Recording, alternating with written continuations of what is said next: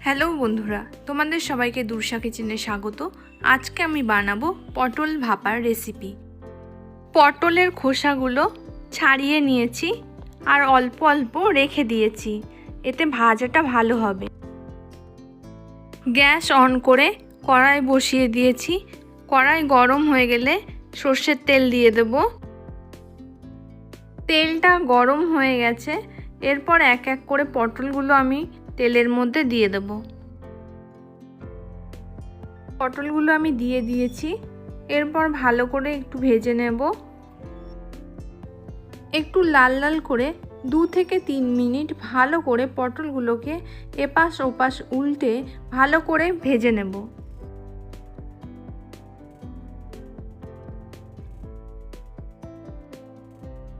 পটলগুলো প্রায় ভাজা হয়ে গেছে, আর একটু ভালো করে ভেজে নেব।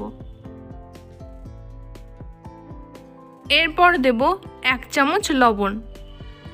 লবণটা তোমরা তোমাদের পরিমাণ মতো দেবে। এরপর পটলটা একটু নাড়াচাড়া করে নেব, যাতে পটলের গায়ে লবণটা ভালোভাবে মিশে যায়।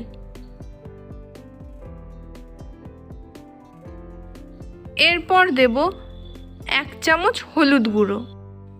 ভালো করে নাড়াচাড়া করে পটলটা একটুখানি ভাজা ভাজা করে নেব লবণ আর হলুদ দিয়ে। পটলের গায়ে লবণ হলুদটা ভালোভাবে মিশে গেছে। পটলগুলো ভালো করে ভেজে নিয়েছি, এরপর তুলে নেব। পটল ভাজার তেলেই আমি রান্নাটা করব। দিয়ে দেব আরেকটু সর্ষের তেল। এরপর দেব আদা জিরে বাটা। আদা জিরে বাটাটা ভালো করে তেলের সঙ্গে মিশিয়ে নেব। এরপর দেব পেঁয়াজ রসুন বাটা। মশলাটাকে ভালো করে কষিয়ে নেব। এরপর দিয়ে দেব কাঁচা লঙ্কা বাটা। এই পুরো রান্নাটা আমি কাঁচা লঙ্কা দিয়ে করেছি, চাইলে তোমরা শুকনো লঙ্কা দিয়েও করতে পারো। মশলাটা ভালোভাবে ফুটতে শুরু করেছে। এরপর দেব 1/2 চামচ লবণ, যেহেতু লবণটা আমি আগে থেকে দিয়েছিলাম। দেব 1/2 চামচ হলুদ গুঁড়ো। এরপর ভালো করে নাড়াচাড়া করে নেব মশলাটা।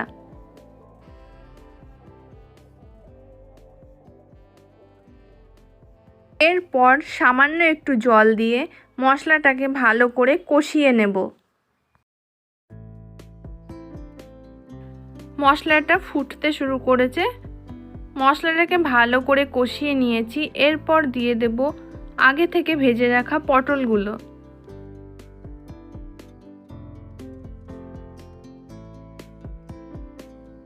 পটলগুলো দিয়ে ভালো করে নাড়াচাড়া করে নেব, যাতে মশলাটা ভালোভাবে পটলের সাথে মিশে যায়।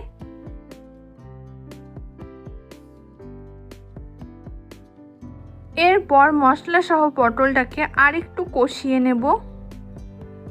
এরপর দিয়ে দেব 1 গ্লাস মতো জল।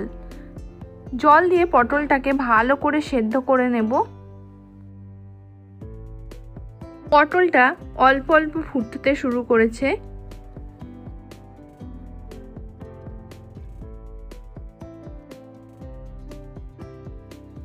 পটলটা ভালোভাবে ফুটে গেছে। এরপর পটলের জলটা আমি শুকিয়ে নেব, আর পটলটাও ভালোভাবে সেদ্ধ হয়ে যাবে। একটু নাড়াচাড়া করে দেখে নেব, যাতে পটলটা কড়াইয়ের গায়ে না লেগে যায়।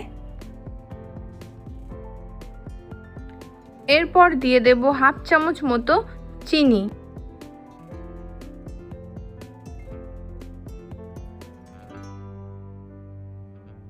চিনিটা দিয়ে একটু নাড়াচাড়া করে নেব ভালো করে। গ্রেভিটা আর একটু শুকিয়ে নেব। পটলের গ্রেভিটা একদম শুকিয়ে গেছে। এরপর দিয়ে দেব 1/2 চামচ মতো গরম মশলার গুঁড়ো, দিয়ে একটু নাড়াচাড়া করে নামিয়ে নেব।